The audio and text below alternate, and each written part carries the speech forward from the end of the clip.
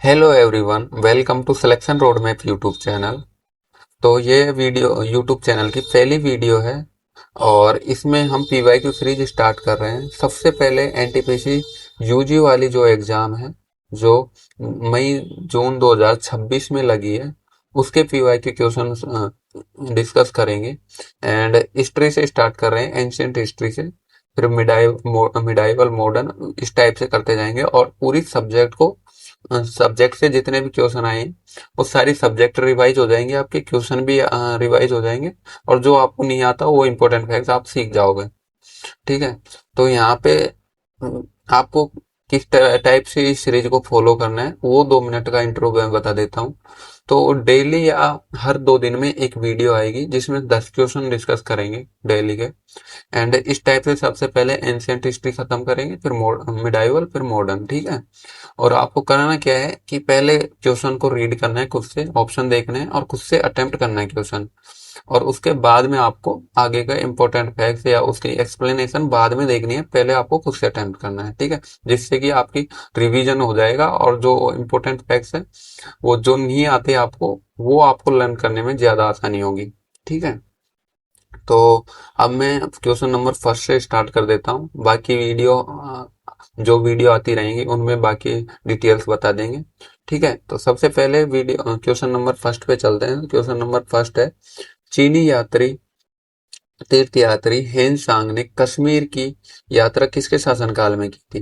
तो option number ए यशोवर्मन के शासनकाल में, ऑप्शन नंबर बी दुर्लभवर्धन के शासनकाल में, हर्षवर्धन के शासनकाल में, या पुलकेशिन सेकंड के शासनकाल में। तो यहाँ पर आपका आंसर हो जाएगा ऑप्शन नंबर बी, दुर्लभवर्धन। ज्यादातर लोगों ने इसको हर्षवर्धन ऑप्शन सेलेक्ट किया होगा और उसका कारण मैं एक्सप्लेनेशन कर देता हूँ। तो सबसे पहले मैं बता दूं कि हेमसांग ने 630 से 645 सी में भारत में यात्रा की थी और वो हर्षवर्धन के दरबार में 635 सी में आया था। ठीक है। और कश्मीर की जो यात्रा की थी वो दुर्लभ राजा और दुर्लभवर्धन के शासनकाल में की थी, ना कि हर्षवर्धन के शासनकाल में। हर्षवर्धन हर्षवर्धन के शासनकाल में हर्ष की राजधानी कन्नौज थी। उस टाइम उसने पूरे भारत की यात्रा की थी, हेनसांग ने। ठीक है। और हेनसांग कौन है? ये एक चीनी बौद्ध भिक्षु है जिसने जो 629 से 645 ईस्वी में भारत आया था, भारत की यात्रा की थी। ठीक है। और हर्षवर्धन के दरबार में मैंने बताया था 635 ईस्वी में प्रवेश किया था, 8 वर्ष रुका था यहाँ पे। और इसकी बुक है, बहुत इंपॉर्टेंट बुक है, उसको जरूर याद कर लेना, सी यू की। इस बुक को याद कर लेना। और राजधानी हर्षवर्धन की कन्नौज थी उस टाइम की। ठीक है। तो ये इंपॉर्टेंट फैक्ट हो गए आपके। सबसे पहला फैक्ट है कि इंसान 630 से 645 की टाइम टाइम काल में आया था। एंड उस हर्षवर्धन के दरबार में 635 में आया था। ये एक चीनी बौद्ध भिक्षु है। इसके बुक का नाम सी यू की है। और हर्षवर्धन की कन्नौज राजधानी थी उस टाइम पे। ठीक है। Next question, question number second देख लेते हैं। तो क्वेश्चन नंबर सेकंड है, निम्नलिखित में से किस हड़प्पा स्थल से धातु की डली हुई मूर्तियां मिली? तो option number A Nageshwar, option number B Kalibanga, option number C Daimabad और ऑप्शन नंबर डी रंगपुर। ठीक है। तो यहाँ पर ऑप्शन कौन सा हो जाएगा? दैमाबाद हो जाएगा, जहां से आपको डली हुई मूर्तियां मिली हैं। ठीक है। तो चलिए इसकी एक्सप्लेनेशन देख लेते हैं और इम्पोर्टेंट फैक्ट्स देख लेते हैं इससे रिलेटेड। ठीक है। तो सबसे पहला, दैमाबाद से कांसे की 4 मूर्तियां, रथ की मूर्तियां मिली थी, ये याद रखना। एंड दैमाबाद कहाँ पे, कौन दैमाबाद साइट है जो कौन सी जगह पे थी उस टाइम पे? हड़प्पा। तो दैमाबाद साइट थी महाराष्ट्र में। ठीक है। और यहाँ से कांसे की 4 मूर्तियां मिली। और हड़प्पा से रिलेटेड आप ये चीज याद रखना कि यहाँ से हड़प्पा से डांसिंग गर्ल मिली है और वो कांसे की बनी हुई है, ये याद रखना। लोस्ट वैक्स टेक्निक से बनाई गई है। ये यूपीएससी प्रीलिम्स 2024 वाली में इससे रिलेटेड एक ऑप्शन आया था। एक तो लोस्ट वैक्स टेक्निक के बारे में कंफर्म करना था और एक ये डांसिंग गर्ल की हाइट कितनी होती है। तो हाइट याद रखना, 10.5 सेंटीमीटर डांसिंग गर्ल की हाइट होती है। एंड उसके बाद में मोहनजोदड़ो से प्रिस्ट किंग की मूर्ति मिली थी। और जो किस चीज की बनी हुई थी, कौन से स्टोन की बनी हुई थी, ये भी काफी बार पूछा गया है। तो स्टेटाइट वाले स्टोन की बनी हुई है। एंड इसकी हाइट है 17.5 सेंटीमीटर। ठीक है। तो दोनों की हाइट बता दी मैंने। 10.5 सेंटीमीटर किसकी है, डांसिंग गर्ल की, एंड 17.5 सेंटीमीटर है बियर्ड मैन भी बोलते हैं इसको। ये एक चीज और याद रखना कि जो प्रीस्ट किंग था उसको बियर्ड मैन के नाम से भी जाना जाता है, ठीक है। और एक नेक्स्ट फैक्ट है, लोथल जो कि एक साइट है वो गुजरात में है, और हड़प्पा का एक बंदरगाह है। और बंदरगाह क्या है, यहाँ पे जहाज बनाई जाती है और व्यापार होता था यहाँ पे, ठीक है। ये चीज याद रखना, ये नदी के किनारे था इसलिए यहाँ बंदरगाह था और यहाँ पे व्यापार होता था। नेक्स्ट क्वेश्चन, क्वेश्चन नंबर 3 देख लेते हैं। तो इस टाइप से आपको पूरी एक्सप्लेनेशन, कुछ 4-5 टॉप इंपॉर्टेंट फैक्ट्स, और ज्यादातर आपके देखना आगे क्वेश्चन जैसे जैसे आप पढ़ते जाओगे आपको इन इंपॉर्टेंट फैक्ट से कितने सारे क्वेश्चन प्रीवियस ईयर में मिलेंगे वो आप देख लेना, ठीक है। तो नेक्स्ट क्वेश्चन नंबर 3। तो क्वेश्चन नंबर 3 हो जाएगा आपका कि निम्नलिखित में से किस पुष्पभूति शासक ने हूणों को परास्त किया करके अपनी स्थिति को सुदृढ़ किया था। राज्यवर्धन ने, प्रभाकर वर्धन ने, नरवर्धन ने और हर्षवर्धन ने। तो ऑप्शन नंबर बी हो जाएगा आपका प्रभाकर वर्धन आंसर, ठीक है। तो ठीक है, चलिए देख लेते हैं, इंपॉर्टेंट फैक्ट देख लेते हैं। तो प्रभाकर वर्धन ने हूणों को पराजित किया और हूण त्रासकारिणी उपाधि धारण की थी। ये याद रखना कि हूणों को परास्त करके प्रभाकर वर्धन ने कौन सी उपाधि धारण की, हूण त्रासकारिणी, ठीक है। और पुष्पभूति वंश की राजधानी पूछे कभी तो पुष्पभूति वंश की राजधानी थानेश्वर हरियाणा में थी, ठीक है। हर्षवर्धन के राज्यकाल का विवरण किसके किसके जरिए मिलता है, तो हर्षवर्धन का राज्यकाल का विवरण बाण भट्ट द्वारा लिखित हरिश्चरित के द्वारा मिलता है। ये याद रखना कि हरिश्चरित किसने लिखी थी, बाण भट्ट ने, और वो किसके राज्यकाल का विवरण देती है, हर्षवर्धन के राज्यकाल का विवरण देती है, ठीक है। और एक चीज और याद रखना कि जैसे आपके क्वेश्चन है हूणों से रिलेटेड, तो हूणों का आक्रमण कब हुआ था, 5वीं और 6ठी शताब्दी के बीच में हुआ था, 5वीं से 6ठी शताब्दी तक, ठीक है। नेक्स्ट क्वेश्चन नंबर 4 देख लेते हैं। तो क्वेश्चन नंबर 4 क्या है अपना, मैत्रक राजवंश के निम्नलिखित में से किस शासक ने प्रयाग में, जो प्रयाग प्रयाग है उसमें हर्षवर्धन की सभा में भाग लिया था। Option number A Grahavarman, option number B Prabhakar Vardhan, option number C Rudrasena द्वितीय और ऑप्शन नंबर डी ध्रुवसेन द्वितीय। तो क्या हो जाएगा, ऑप्शन नंबर डी ध्रुवसेन द्वितीय ने भाग लिया था हर्षवर्धन की सभा में, ठीक है। तो इससे रिलेटेड इंपॉर्टेंट फैक्ट्स देख लेते हैं। तो सबसे पहला है कि भाई ध्रुवसेन द्वितीय ने प्रयाग की महापरिषद में भाग लिया था, एंड मैत्रक राजवंश का शासन जो कि सौराष्ट्र वल्लभी में था उस टाइम, ठीक है। एंड हर्षवर्धन ने 643 ईस्वी में प्रयाग में एक महापरिषद बुलाई थी। कब, अब ये भी क्वेश्चन आ सकता है कि प्रयाग में हर्षवर्धन ने किस टाइम पे महापरिषद या प्रयाग असेंबली बुलाई थी, 643 सी में, ठीक है। नेक्स्ट इंपॉर्टेंट फैक्ट है कि इस सभा में बौद्ध, हिंदू और जैन धर्म के विद्वान थे। शायद ये क्वेश्चन मैंने कहीं न कहीं पढ़ा था, ये भी इंपॉर्टेंट है तो इसको भी याद रखना। एंड नेक्स्ट क्वेश्चन एक कि वल्लभी विश्वविद्यालय जो मैत्रकों की राजधानी के अंदर स्थित थी, वो उस टाइम नालंदा विश्वविद्यालय के समान प्रसिद्ध थी। तो आप आइडिया लगा सकते हो कि नालंदा विश्वविद्यालय काफी फेमस थी, तो उसी टाइप से वल्लभी विश्वविद्यालय भी मैत्रकों की राजधानी में स्थित थी और वो इतनी फेमस थी, ठीक है। Next question number 5। तो क्वेश्चन नंबर 5 देख लेते हैं। क्वेश्चन नंबर 5 क्या है, तो संगम साहित्य में उजावर के रूप में किन्हें संदर्भित किया जाता है। तो उजावर के रूप में किसको संदर्भित किया जाता है, ऑप्शन नंबर ए हलवा, बड़े जमींदार या दास या पुजारी। तो हलवा, हलवा किसे कहा जाता है, जो गरीब किसान थे उनको उजावर के नाम से जाना जाता है, गरीब किसान को, ठीक है। और अमीर किसानों को क्या कहा जाता था, वेलालर, वेलालर के नाम से अमीर किसानों को पुकारते थे, और गरीब किसानों के क्या बोलते थे, उजावर, ठीक है। तो यहाँ पर अभी इससे रिलेटेड इंपॉर्टेंट फैक्ट्स देख लेते हैं। तो यहाँ पे आपको नीचे वही बात लिखी हुई है कि जो उजावर थे वो गरीब किसान कृषकों को कहा जाता था। एंड वेलालर थे बड़े भूमि या लैंडलॉर्ड्स को कहा जाता था, जो अमीर लोग थे, अमीर किसान थे। ठीक है। और एक यहाँ पे इंपॉर्टेंट फैक्ट ये याद रखना कि संगम साहित्य, जो कि तमिल का प्राचीन साहित्य है, 300 बीसीई से 300 सीई तक था उसका टाइम पीरियड। ठीक है। और उजावर गरीब किसान या फार्मर को कहा जाता था। वेलालर बड़े भूमि स्वामी या फिर लैंडलॉर्ड बोल सकते हैं उनको, अमीर किसान, उनको बोला जाता था। ठीक है। संगम साहित्य 3 संघों के रचा गया। और कहाँ पे रचा गया था? मुदरैयर, मुदरैये में रचा गया था। ठीक है। और प्रमुख ग्रंथ कौन सी है? तुरुकुरल और शिल्पदिकारम और मणिमेखलाई। ये याद रखना है, मणिमेखलाई और शिल्पदिकारम यहाँ पूछता है, और तिरुकुरल भी याद रखना। ठीक है। Next question number 6।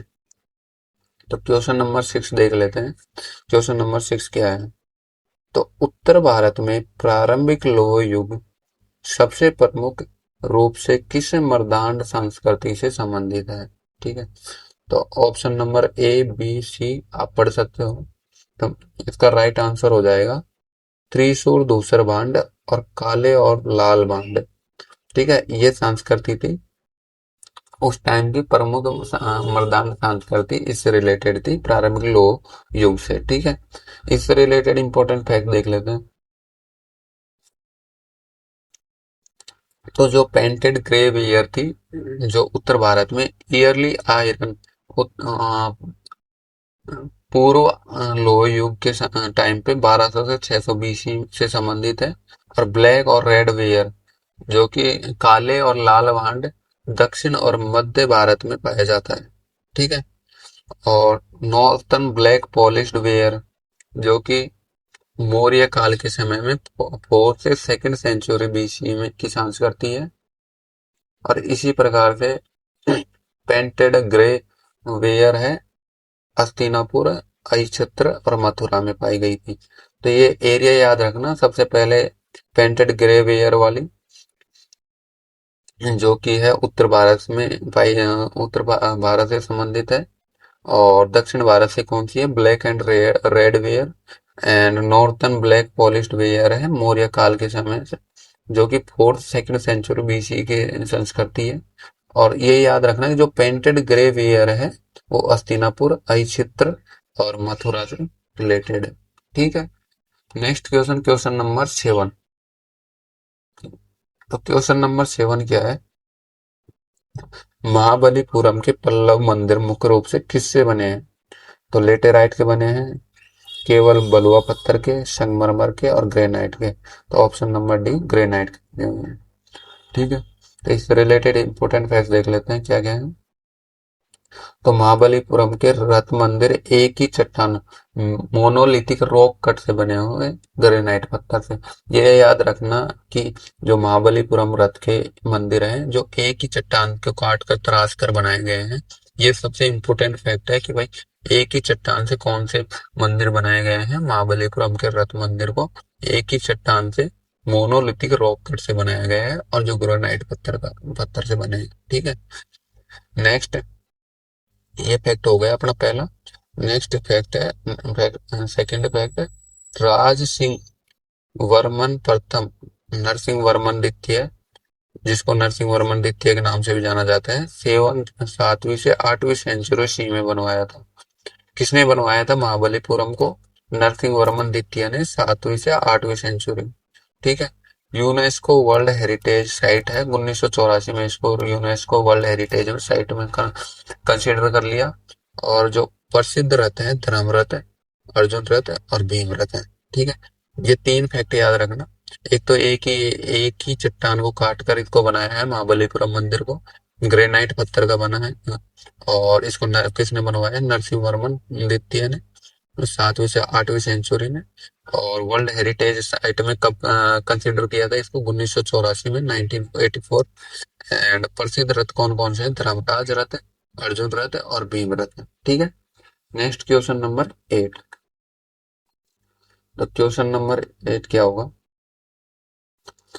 हड़प्पा सभ्यता में धोलावीरा डैश का उपयोग करके विशाल किलेबंदी का निर्माण किया था। तो उस टाइम पे हड़प्पा सभ्यता में धौलावीरा को किलेबंदी का निर्माण किसका उपयोग करके बनाया गया था? तो कास्ट का, ग्रेनाइट का, पत्थर का या ईंट का? तो ऑप्शन नंबर सी, पत्थर का। ठीक है। तो नेक्स्ट इससे रिलेटेड इंपॉर्टेंट फैक्ट देख लेते हैं। तो सबसे पहले ध्यान रखना, धौलावीरा कहाँ पर है? गुजरात में। और जो पत्थर का उपयोग करके किलेबंदी का निर्माण किया था, एंड अन्य हड़प्पा स्थलों को पकी ईंटों का प्रयोग प्रमुख थी। तो यहाँ याद रखना, ये इसलिए इम्पोर्टेंट है, इससे क्वेश्चन क्यों आया, क्योंकि ज्यादातर हड़प्पा स्थलें थी वो पके हुए ईंटों की वजह से, पके हुए ईंटे का यूज किया था किलेबंदी में। और धौलावीरा जो गुजरात में है उसमें पत्थर यूज किया था, इसलिए इससे क्वेश्चन आया है। ठीक है। नेक्स्ट इसमें इंपॉर्टेंट फैक्ट है, धौलावीरा गुजरात के कच्छ जिले में स्थित है। 1968 में खोजा गया था इसको। ठीक है। और यह पत्थर का उपयोग करके किलेबंदी में किया गया है, ये बता ही दिया आपको। एंड धौलावीरा में जल संरक्षण, हाँ, ये याद रखना कि वाटर रिजर्वर से कभी भी क्वेश्चन आए, कभी भी आपको धौलावीरा ही टिक करना है। ठीक है। ये याद रखना, ये क्वेश्चन काफी आपको, अगर कभी भी किसी भी एग्जाम में वाटर रिजर्वर से, हड़प्पा सभ्यता से वाटर रिजर्वर से कोई भी क्वेश्चन आए, उसमें आपको धौलावीरा सेलेक्ट करके आना है। ठीक है। Next option, next important fact है कि यहाँ एक विशाल जलाशय था। ठीक है। इसको भी आप वाटर रिजर्वर याद रखोगे तो वही जल संरक्षण जलाशय, विशाल जलाशय था धौलावीरा में। ठीक है। Next question, question number 9। तो क्वेश्चन नंबर 9 है, भारत में पत्थर के औजारों का सबसे पहला प्रमाण कहाँ पाया गया था? तो ऑप्शन नंबर ए, मेहरगढ़ में। ऑप्शन नंबर बी, लोथल में। ऑप्शन नंबर सी, मुंशी घाटी। और ऑप्शन नंबर डी, अतिराम पक्कम में।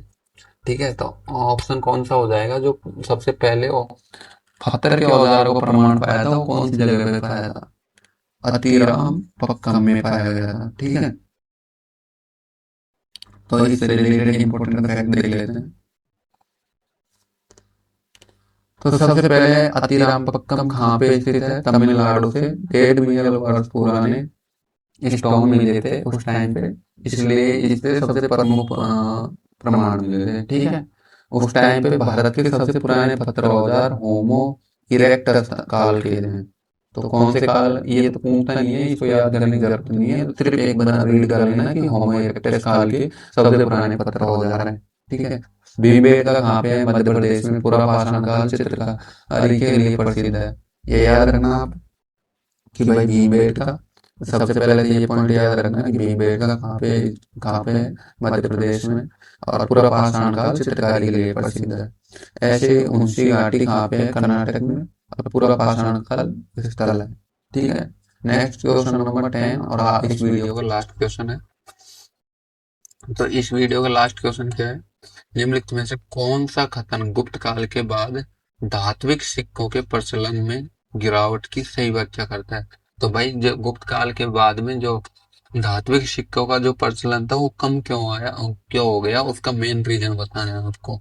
तो यह व्यापार में कमी और नकद भुगतान के स्थान पर बढ़ती हुई भूमि अनुदान के परिणाम स्वरूप। यही ऑप्शन बिल्कुल करेक्ट होगा। ठीक है। तो इससे रिलेटेड इंपॉर्टेंट फैक्ट देख लेते हैं। तो सबसे पहले आपको यहाँ पे गुप्त काल के बाद व्यापार घटा और लैंड ग्रैंड सिस्टम बढ़ा, जो कॉइनेज में गिरावट आई। और इसमें सबसे इम्पोर्टेंट ये याद रखना, जो सामंतवादी अर्थव्यवस्था का उदय हुआ था सिक्कों की गिरावट के बाद में। और उस टाइम की गुप्त स्वर्ण मुद्राएं थी दिनार, जिनको मुद्राओं को बोलते थे दिनार। ठीक है। और समुद्रगुप्त की स्वर्ण मुद्राओं पर वीणा बजाने का चित्र मिला था। ये याद रखना, ये इंपॉर्टेंट फैक्ट है कि भाई, जो समुद्रगुप्त है उसकी स्वर्ण मुद्राओं पे वीणा बजाने का चित्र मिला था। और जो सिक्कों में गिरावट आई थी उसके बाद में कौन सी अर्थव्यवस्था का उदय हुआ था? सामंतवादी अर्थव्यवस्था का उदय हुआ था। और इसका मेन रीजन बता ही दिया आपको, कि व्यापार में घाटा और लैंड ग्रांट सिस्टम बढ़ा था, इसलिए कॉइनेज में गिरावट आई थी। ठीक है। तो आई होप कि आपको ये वीडियो पसंद आए होगे, और इसमें क्या क्या इम्प्रूवमेंट करने हैं वो आप कमेंट सेक्शन में जरूर बताना, ताकि मैं नेक्स्ट वीडियो में वो इम्प्रूवमेंट करूं। एंड इस भी ये जो कंटेंट बनाने में काफ़ी सारी मेहनत लगती है, तो आप इस वीडियो को लाइक एंड शेयर ज़रूर करें अपने दोस्तों के साथ में, और कोई भी इम्प्रूवमेंट हो ज़रूर बताएं। Thank you so much.